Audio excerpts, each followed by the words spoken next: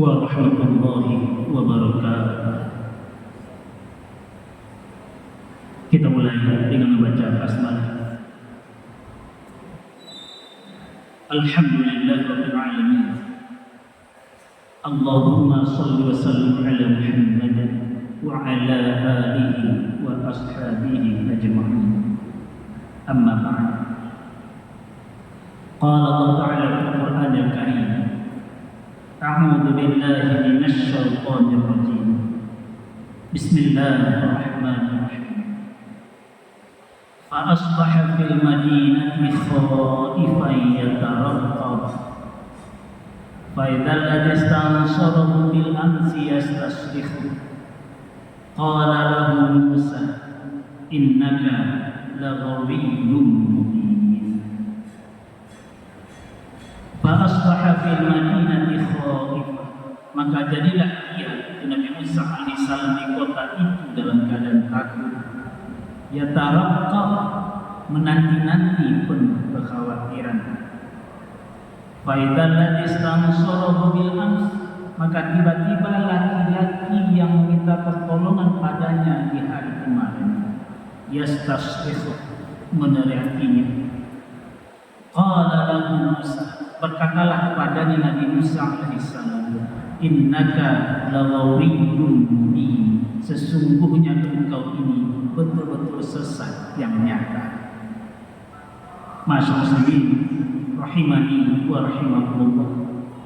Seperti biasa hadirin, hal pertama yang kita lihat dulu dari ayat 18 surat Al-Qasas tadi adalah munasabahnya, keterkaitannya dengan rangkaian ayat-ayat sebelumnya, khususnya sejak ayat 15. Dalam ayat 15, 16, 17 surat Al-Qasas ini tergambar bagaimana Nabi Musa alaihissalam ketika beliau telah dewasa sebelum diangkat menjadi rasul terlibat dalam pembunuhan tidak disengaja. Hadirin, tampak dalam ayat 15, wa dakhala al-madinata 'ala hini ghaflatin min ahliha. Nabi Musa masuk di kota, banyak mengatakan nama kota ini kota Memphis atau disebut juga dengan Ain Syams. Beliau masuk di kota ini ketika kota itu penduduknya sedang lengah alias kota sedang sepi. Fawajada fiha rajulaini yaqtatilan. Nabi Musa mendapati di kota itu dua orang yang sedang berkelahi. Siapa dua orang itu? Hadza min syi'ati, laki-laki yang ini dari golongannya alias dari kalangan Bani Israel. Tampaknya Nabi Musa alaihissalam telah tahu asal usulnya. Karena dalam ayat sebelumnya tampak, bukankah akhirnya beliau dihanyutkan ketika bayi, akhirnya kembali pada ibunya. Nabi Musa telah tahu asal usulnya tampaknya. Ya Allah.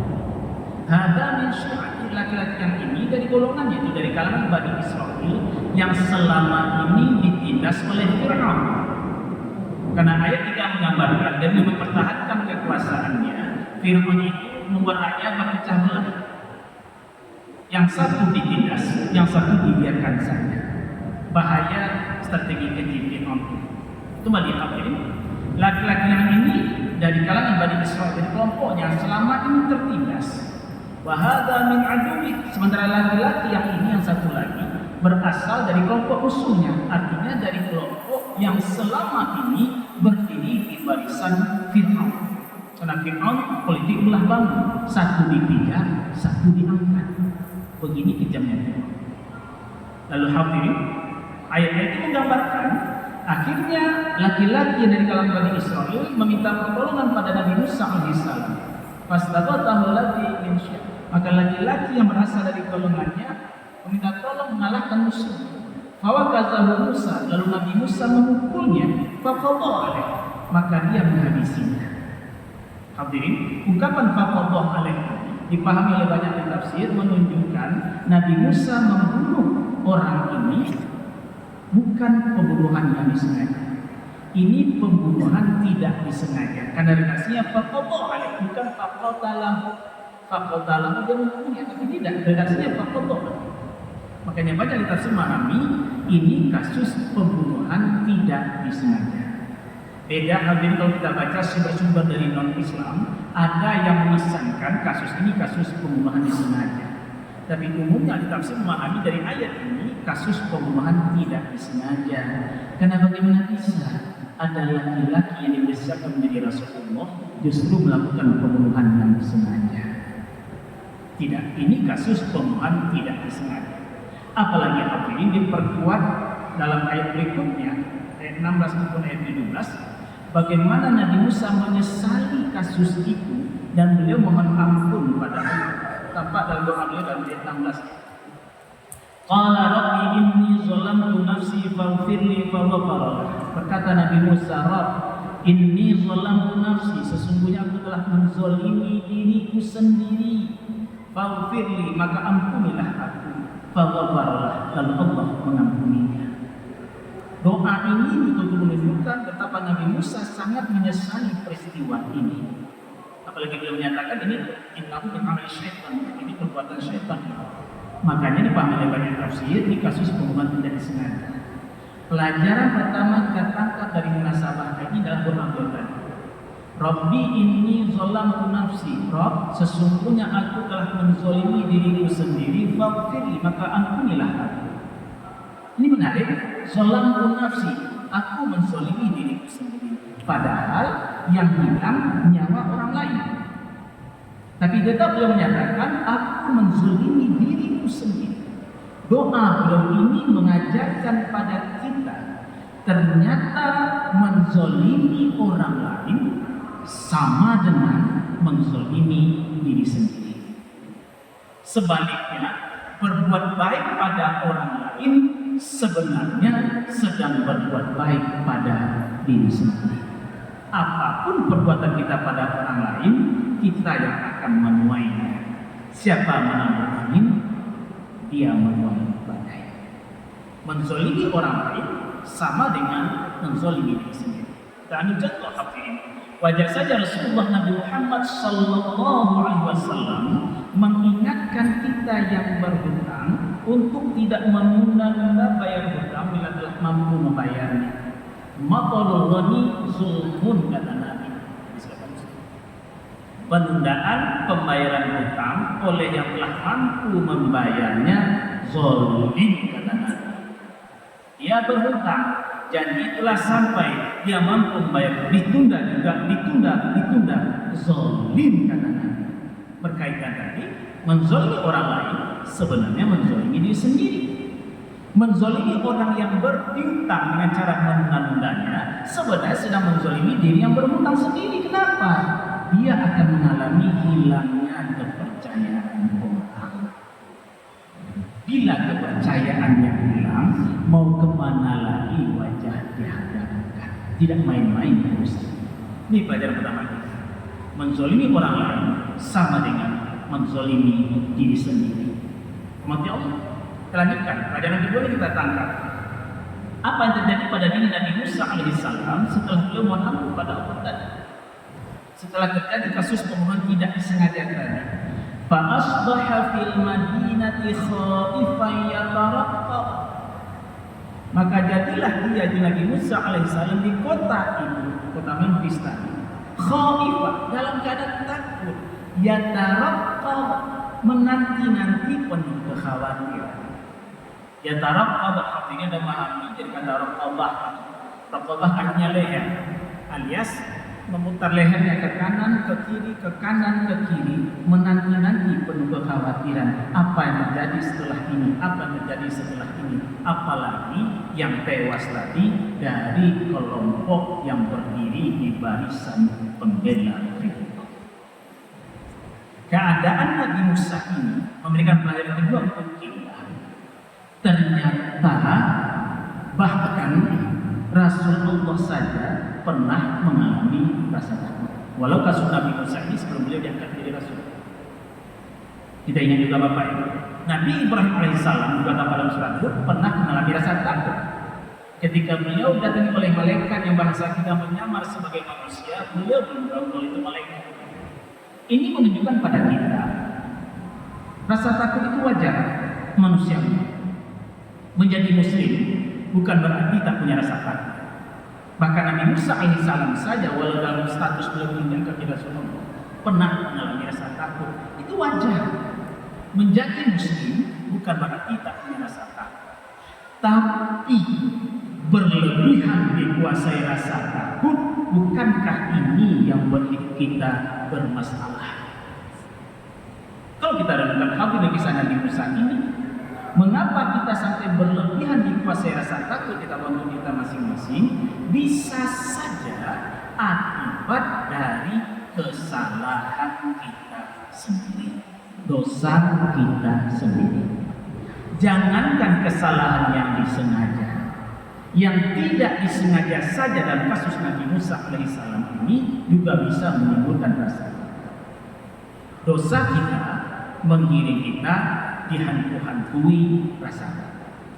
Ini mengingatkan kita pada hadis Nabi Muhammad sallallahu alaihi wasallam, wal ithmu kata Rasul, dosa itu kata Rasul, mahaka fi nafsik, apapun yang menggelisahkan dalam jiwamu, wa karihta ayyatali'a alaihin nas, dan engkau benci ditampilkan pada manusia.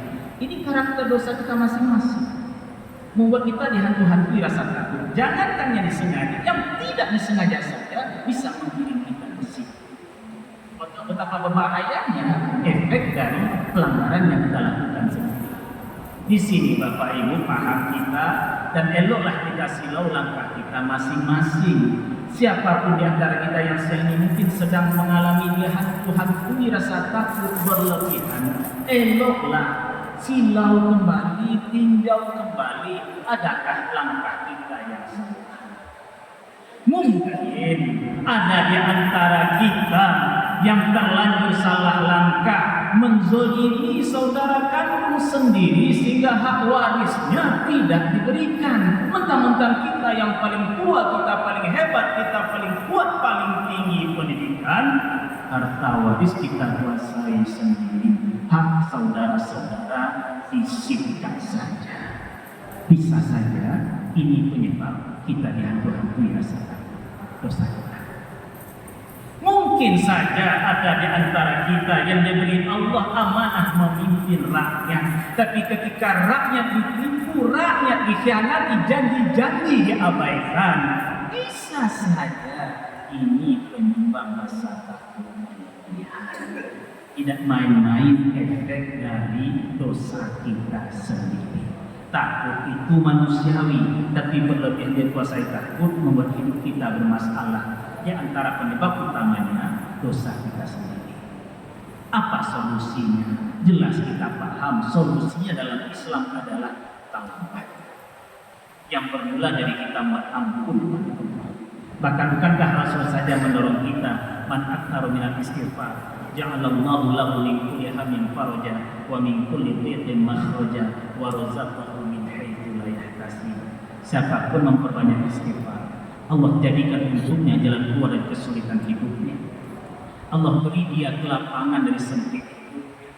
Allah beri dia rezeki dari sisi yang dia tidak menduga-duganya. Ini jalan keluarnya. Tapi tentu hadirin, bila itu berkaitan dengan hak orang lain, tidak hanya istighfar yang dilakukan, hak orang itu kembalikan. Karena bagaimana bisa kita memperoleh istighfar, hak orang lain, bahkan hak saudara kandung sendiri masih kita sikat. Itu pelajaran. Pelajaran terakhir yang kita tangkap dari ayat ini adalah faidal ladzi stansarahu bil amsi yastasqitu. Maka tiba-tiba laki-laki yang kemarin minta tolong pada Nabi Musa, saat ini kembali menyerahkannya minta tolong lagi. Artinya dia kembali lagi berkelahi dengan orang lain. Kemarin berkelahi, hari ini berkelahi lagi. Dan musuhnya sama dari kelompok yang sama, kelompok pendukung Fir'aun. Ini memang aneh kasus ini orangnya. Kemarin berkelahi, sekarang berkelahi lagi. Sudah tergambar bagaimana karakter orang ini. Sehingga Nabi Musa alaihissalam menegur sikap orang ini. Innaka laghawiyyun mubin. Sesungguhnya kamu ini betul-betul sesat yang nyata. Ghawi. Kamu ghawi. Hadirin ghawi kita periksa mana bahasanya, dan diantaranya bermakna melakukan perbuatan yang salah akibat tidak berpikir matang, tidak memikirkan resikonya lebih dalam. Ghawi. Tentu hadirin ghawi di dalam konteks ini bukan bermakna yang ditolong Nabi Musa itu bukan dosa. Karena bagaimana bisa Rasulullah menolong orang melakukan dosa? Tapi lebih cenderung dipahami sekali tafsir, Rawi ini menunjukkan bahasa kita sekarangnya sembrono, tergopoh-gopoh, sehingga sikapnya tidak tenang, tidak berpikir apa akibatnya. Di sini pelajaran ketiga kita, ternyata memang tergopoh-gopoh itu membuat hidup kita bermasalah. Wajar saja Rasul mengingatkan, contoh sederhana ketika kita telat sholat berjamaah, masbuk kita jangan tergopoh-gopoh. Idza sami'tumul iqamah, bila kamu mendengar iqamah, famshu ila shalah, maka berjalanlah menuju shalat. Wa 'alaikum bis-sakinah wal iqam wa la tusrifu. Hendaklah kamu tenang, khusyuk, jangan terburu-buru. Tenang mendatangi salat walaupun kita telah berjamaah. Fama adraktum fasallu. Apa yang kamu dapat di salat jamaah, lanjutkan salatnya. Wa ma fatakum anhu fa'timu. Apa yang berani sempurnakan saja. Jangan tergopoh. Bagaimana selanjutnya? Semoga Allah izinkan kita melanjutkan pembicaraannya. Astaghfirullahaladzim. Wassalamualaikum warahmatullahi wabarakatuh.